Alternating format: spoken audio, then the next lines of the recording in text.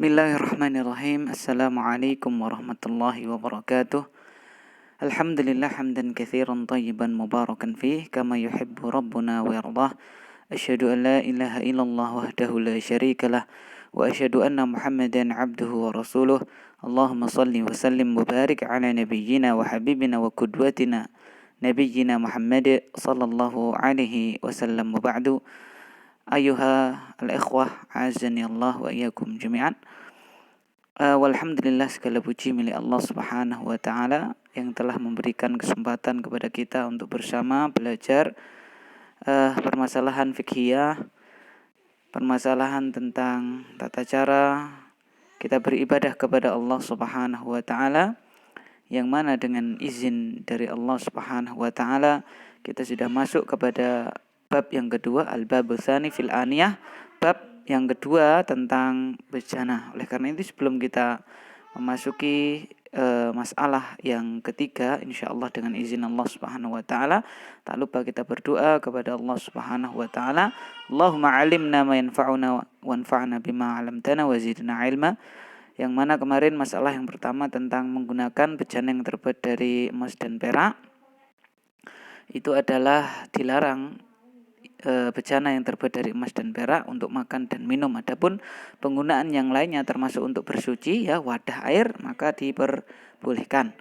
Kemudian hukum menggunakan bejana yang itu mudhabbab, yaitu dia disambung menggunakan emas atau perak. Kalau menggunakan emas maka tidak boleh karena masuk keumuman sabda beliau sallallahu alaihi wasallam, la tashrabu fi aniyati dhahabi wal fiddah. Adapun kalau nyambungnya pakai perak dan itu sedikit maka boleh karena ada dalil yang mengkhususkan, yaitu suatu ketika wadah dari Rasulullah SAW itu patah, ya, pecah, kemudian disambung menggunakan kawat yang terbuat dari perak. Maka wadah tersebut masih bisa digunakan. Nah, sekarang kita masuk yang masalah yang ketiga, al-mas'alatu tsalitsah aniyatul kuffar. Permasalahan ketiga yaitu bejananya orang-orang kafir. Qala al-muallif rahimahumullah, al-aslu fi aniyatil kuffari al-hillu. Pada asalnya bejananya orang-orang kafir itu halal.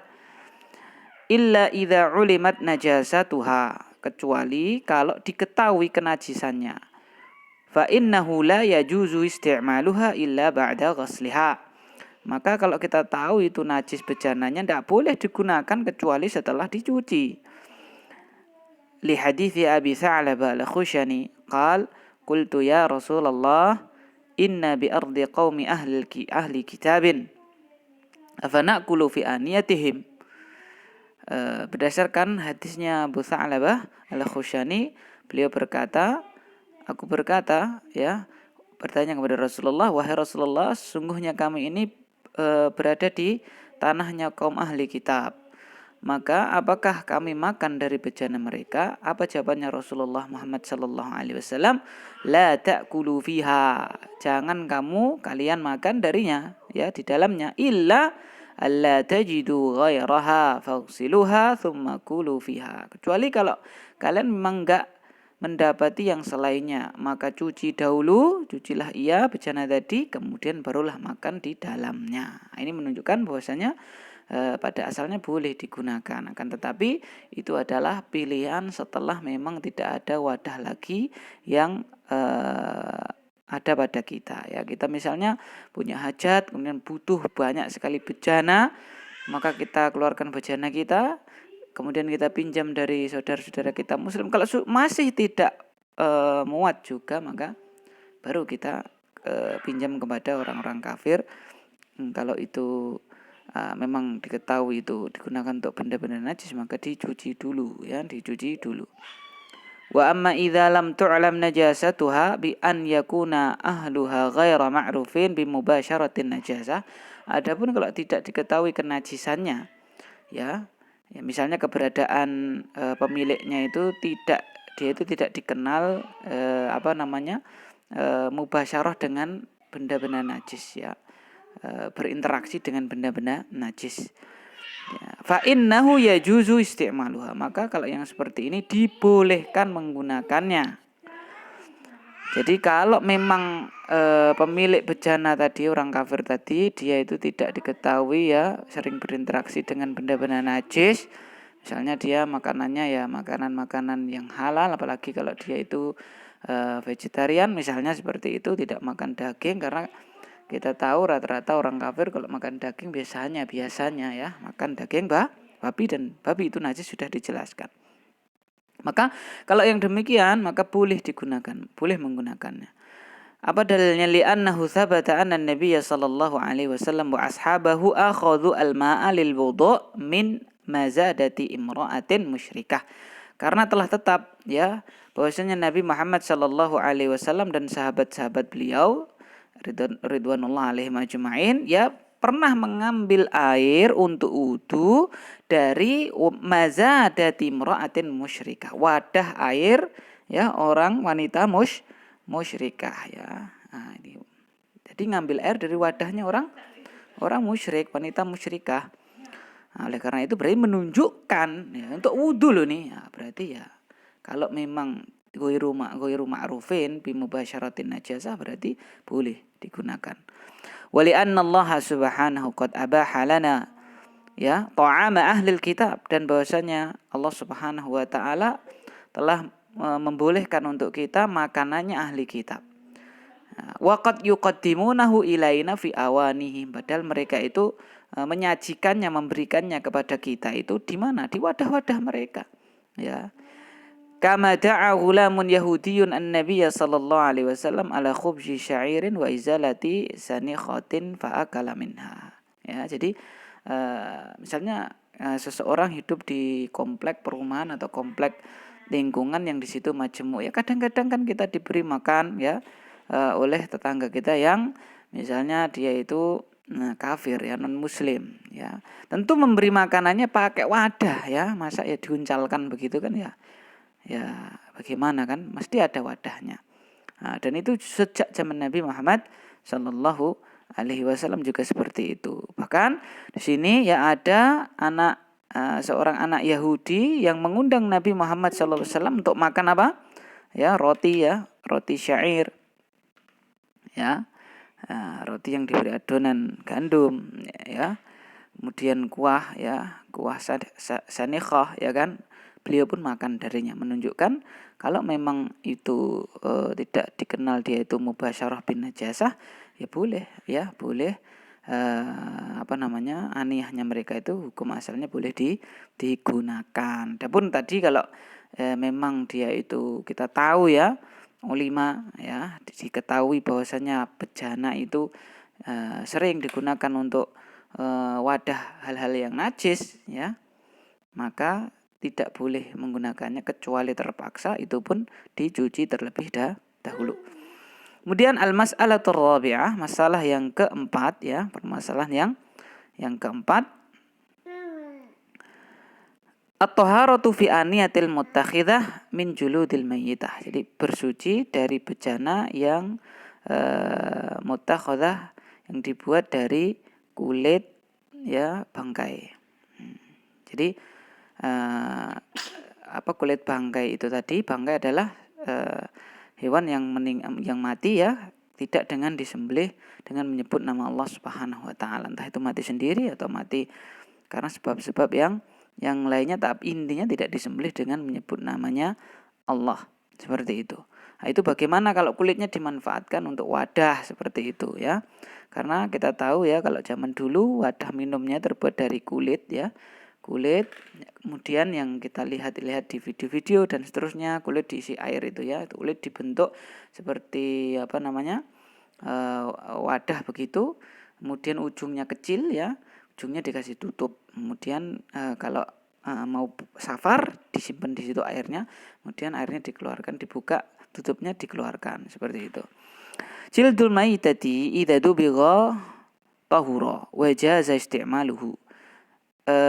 Kulit bangkai itu kalau telah disamak itu menjadi suci dan boleh digunakan. Liqaulihi sallallahu alaihi wasallam, berdasarkan sabda beliau sallallahu alaihi wasallam, ayyuma ihabin dubigha faqat tahura. Kulit mana saja yang dia itu disamak maka menjadi suci. Ya, kulit bangkai mana saja yang disamak maka menjadi suci. Wali annahu sallallahu alaihi wasallam marra ala syatin maitatin faqala hal akhadhu ihabaha fadabahu, ya, hal akhadhu ihabaha fadabbahuhu fantafa'u bihi fantafi'u bihi. Dan juga hadis yang lain, ya, bahwasanya Nabi Muhammad SAW melewati bangkai kambing, kemudian beliau sallallahu alaihi wasallam bersabda, hala akhadhu ihabaha, tidakkah kalian mengambil kulitnya? Fadabbihuhu, lalu samaklah ia, ya, samaklah ia, kemudian kalian mengambil manfaat darinya. Faqalu, mereka pun menjawab, para sahabat, innaha maitatun, ya ini bangkai ya Rasulullah. Qala fa inna ma haruma akluha. Beliau menjawab, yang tidak boleh itu, yang haram itu makan, ya memakannya. Wa hadza fi ma idza kanatil maitatu mimma tahillu az-zakatu mimma tahilluha az-zakatu wa illa fala. Kemudian dijelaskan oleh al-muallifun, ya. Ini yang demikian ini jika apa? Jika bangkainya tadi, kulitnya tadi itu dari hewan-hewan, ya, bangkainya tadi dari hewan yang halal untuk disembelih. Kalau tidak, ya nggak boleh begitu. Jadi madhab Hambali ini, jadi yang boleh disamak itu dari bangkai yang hewannya itu boleh disembelih, ya. Kalau hewannya itu haram untuk disembelih, ya, maka ya tidak menjadi suci. Nah, seperti itu. Jadi misalnya ini kan hadisnya diterangkan di sini kan kambing, ya kan? Kambing itu kan halal untuk disembelih, boleh untuk disembelih. Kalau misalnya babi, ya mbok disembelih nyebut nama Allah tetap haram, tidak boleh. Nah, ini kalau yang halal untuk disembelih kok dia menjadi bangkai, maka kulitnya boleh dimanfaatkan. Caranya disamak terlebih dahulu, dahulu. Seperti itu. Kemudian amma sya'ruha fahuwa tahir. Adapun kalau rambut dari bangkai itu suci, ya sudah kita terangkan dulu, ya. Rambut, bulu dan seterusnya suci. Ai sya'rul maitatil mubahatu al-aqlu fi halatil hayah. Ya, maksudnya adalah rambut bangkai, ya, hewan yang mubah, yang halal, ya, yang mubah ketika dia hidup. Amal lahmu fa innahu najis. Ya, adapun kalau dagingnya karena dia bangkai tadi, sekalipun itu kambing, ya tetap apa? Najis. Ya, tidak boleh karena haram. Wa muharramun akluhu, dan haram untuk dimakan. Jadi bangkai kambing tadi itu rambutnya itu, ya, rambutnya, bulunya itu tetap suci. Kemudian kulitnya itu suci, syaratnya disamak. Adapun dagingnya itu haram dimakan dan najis. Gitu, ya. Jadi misalnya kalau ada kambing gibas itu, ya. Kemudian dia mati tidak disembelih, jadi bangkai dia itu.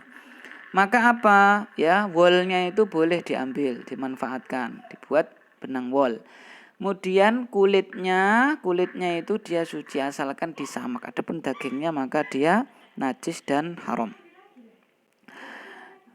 Liqaulihi ta'ala, berdasarkan firman Allah Subhanahu wa taala, illa an yakuna maitatan aw daman masfuha. Kecuali kalau keberadaannya itu adalah bangkai ataupun darah yang mengucur. Aulah makhinjir, ataupun daging babi, fa innahu rijsun. Yang demikian adalah sungguhnya adalah najis. Nah, ini jadi menunjukkan, ya, para ikhwah sekalian, azani Allah wa iyyakum jami'an, ya, bahwasanya hewan yang dia itu halal untuk disembelih ketika menjadi bangkai, maka, ya, rambutnya, bulunya itu tetap suci, kemudian kulitnya suci, syaratnya disamak. Adapun dagingnya adalah apa? Adalah najis dan haram untuk dikonsumsi. Wa yahsulu adabhu bitandzifil adza wal qadhar alladzi kana fil jildi, dan menyamak itu bisa terhasilkan dengan cara membersihkan kotoran-kotoran dan yang melekat, ya, di kulit. Jadi kotoran-kotoran, kemudian lemak-lemak atau apa saja, daging-daging dan seterusnya yang melekat di kulit. Biwasitati mawad tudafu ilal ma', dengan wasilah ya materi-materi yang ditambahkan kepada air, kal milhi wa ghairihi, seperti dengan menambahkan garam atau yang lainnya. Au bin nabat al ma'ruf kal qarad, atau dengan tumbuhan yang sudah ma'ruf ya, sudah dikenal, yaitu qarad ya, au al ar'ar, ini tidak tahu saya ini tumbuhan sana, wa nahwiha, atau yang lainnya.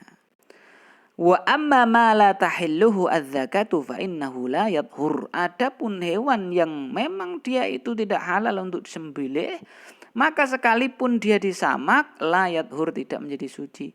Wa ala hadza fajildul hirrati wa ma dunaha.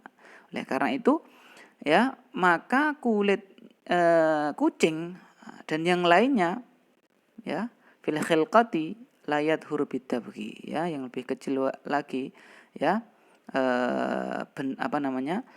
fisiknya, maka tidak suci walaupun disamak, walau kana fi halil hayati tahiran, walaupun ketika hidup kucing itu adalah apa? Suci. Jadi kucing itu ketika hidup suci, ketika dia mati berarti dia bangkai, itu kulitnya itu najis, daging najis, haram untuk dimakan, sekalipun disamak kulitnya tetap dia itu apa? Layat hur, tidak suci. Jadi kalau ini tidak halal disembelih ya, sekalipun ketika hidup itu suci, innaha minat tawafina alaikum wat tawafat, kucing itu termasuk makhluk yang mengitari kalian ya, maka dia suci ketika hidupnya. Tapi ketika sudah mati ya, karena dia tidak halal untuk disembelih, dia itu najis, haram dimakan, ya kan? Wong hidup saja haram untuk disembelih. Nah, sekalipun disamak kulitnya tetap tidak suci. Wajildu ma yahrumu akluhu walau kana tahiran fil hayati fa innahu la yadhhur bittibaq. Ini kaidahnya. Dan kulit hewan yang haram untuk dimakan walaupun ketika hidup dia suci, maka sungguhnya tidak menjadi suci walaupun dengan disamak kulitnya itu tidak menjadi suci. Ringkasnya wal khulasatu anna kulla hayawanin mata, setiap hewan yang mati, wa huwa min ma'kulil lahmi, termasuk apa? Hewan yang boleh dikonsumsi dagingnya. Fa inna jildahu yadhur bittibaq, maka kulitnya itu adalah apa?